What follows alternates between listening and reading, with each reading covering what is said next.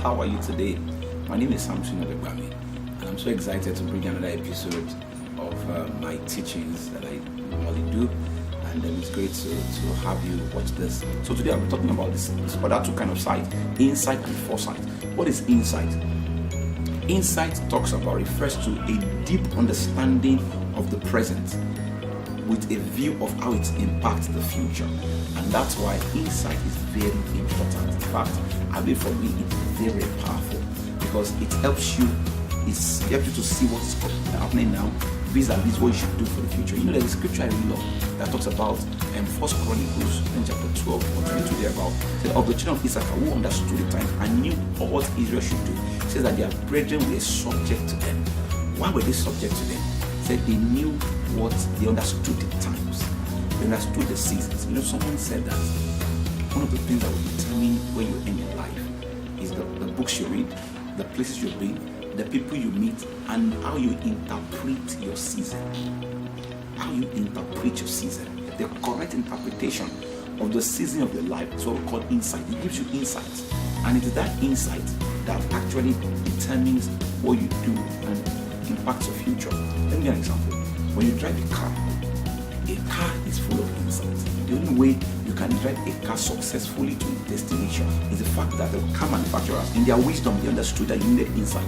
So, for example, you have something that we call the fuel gauge or the fuel indicator. That's something that shows you the level of your fuel. You have something that shows you the temperature of your car. All these things are calibrations that shows you their insight. So, for example, when you're driving your car and you realize that your fuel indicator is running low, what do? You drive into a filling station and you refill. My first car, some people say that there are some cars that you drive, there are some other cars that drives you. This car was an example of a car that it drove me, I didn't drive it. In fact, remembering again, oh God, it was an experience. But thank God that we are not there again now. You know, that car, all indicators were not working. Especially the temperature, over temperature. Many times, there was a day I was traveling between Lagos and the place. A journey of 45 minutes, I spent over 6 hours because the car was doing perpetual overheating. Why? Anytime the temperature rises, I wouldn't know on time. I would just be seeing smoke. Oh God. Why? Because the indicators, what would give me insight was not there. So I didn't know what to do. So that's how life also is. There are things that is giving you insight. That with that insight, when you act, it's supposed to change your life. For example, your bank account is an insight to your level of productivity. The things that is happening around you. You know, your relationship. Some people are in a relationship, they're in a marriage relationship, your wife is not happy. You realize that when you come home, she's more excited, now she's withdrawn. It's an insight, an indicator. But a lot of people have had disagreement lead to major conflict. Why? Because they did not know how to read the signs. They could not interpret the signs that were all around. So how do people go bankrupt? People go bankrupt by perpetually buying what they cannot afford. When you are perpetually in debt, it's an indicator. Before you even go into debt, your account balance tells you what you can afford. When you begin to stretch yourself, all for the sake of social image, you begin to over-exert yourself. You know, what happens? You end up in debt. For a student, your test result is an indicator. Before the exam itself, it's an indicator. People don't fail in a day. People fail daily. Failure is not an event, it's a process. Nobody fails in a day, people fail daily. For example, a student that has an F9 in his WAEC exam in mathematics, he did not get F9 the day he wrote the exam. He opened a failure account when he entered into SS1 and he started, absconding class, would not do his assignment. He opened an account, and by his daily neglect, he was depositing to that account. And after 3 years, by the time he got to SS3 and he wrote the exam, writing the exam was just writing a check to withdraw his deposit. So when they gave him F9, the students say they gave me. They actually gave him because that was what he deposited.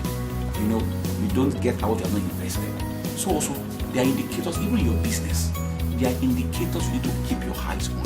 When you visit a doctor, the only way a doctor can help you is the fact that he has tools that can reveal what is wrong with you. He has a thermometer that can put to measure your temperature. He has the Sphig or whatever, can measure your BP, measure your heart rate. A doctor, as knowledgeable as he is, has to rely on those indicators to be able to organize and harness his knowledge to help you. right? That is it. That's how powerful it is. You also have to pay attention to the insights around you. You know, the Bible says, Proverbs 27, it says that be diligent to know the state of your flock. Be diligent to know the state. So you have to know the state of your flock. Every month, be attuned to your business. Measure things. Look at the customer satisfaction level. Your account can show you are doing well, whereas you have reduced in quality. Brand loyalty is diminishing. You know, the Bible says that we have to hold fast this thing that have been given unto us so that they don't allow them sleep. Things can sleep. You know, that's why they say that no condition is permanent. Success is not final. You have to keep paying attention. Why would have succeeded yesterday and we can't find them again today? Why? Because they're not paying attention. Pay attention. You need to know the thing to pay attention to. In a business, look at your customers. What is their satisfaction level? Develop feedback forms. Give them feedbacks. Try to understand what are they saying. Because you're not in business for yourself. If you don't satisfy your customer, no matter the mountains you go, the fasting and prayer you do, what fasting and prayer will do for you will give you insights into what is wrong. Look at your customer loyalty level. Look at the quality of your product, your systems and processes. Are they efficient? You know, the mantra of the marketplace for you behind the business is that how can I do it faster? How can I do it better? How can I do it cheaper? What is our turnaround rate? How many hours will it take customers to come in and go into their end? You know, whatever you did that brought you into success, keep those discipline, keep those values, because they are going to take you to the next level of success. Check your indicators around you. Even your personal health. You go to the hospital once in a while, you feel that you are feeling some things in you, your heart is not beating well. Don't neglect those signs. You know, one of the dangers of life is what we call the danger of neglect. But the problem about neglect is that it becomes accumulated over time. That we call accumulated neglect. Nations don't fail in a day. The problem of Nigeria did not develop today. It was accumulated neglect. You know, the road that cracks, we neglect it. As you neglect it, it goes from being a crack to a small hole. We neglect it. It goes from being a small hole to becoming a pothole. In Nigeria, it goes from being a pothole to now becoming a manhole. Accumulated neglect.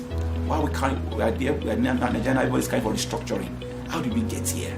It's the overflow of neglect, of agitation.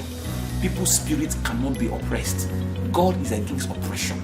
If you oppress people with time, they will speak out. So where we are today is a function of neglect. So in your life too, don't allow neglect. Pay attention. Smell the cheese. Know when the cheese is going down. Know when the cheese is moving. Know when next to replenish the stock of the cheese. That is how you can keep it on success. So what I said about insight. Insight is powerful. It tells you to know what you should do today so that you can have an advantage tomorrow. So look at life. And I believe that as you become aware of these things, your knowledge level, you need to go for training. As you begin to do all of these things, your life will begin to change and you achieve success beyond your understanding and comprehension. Till I come your way again, keep succeeding. God bless you.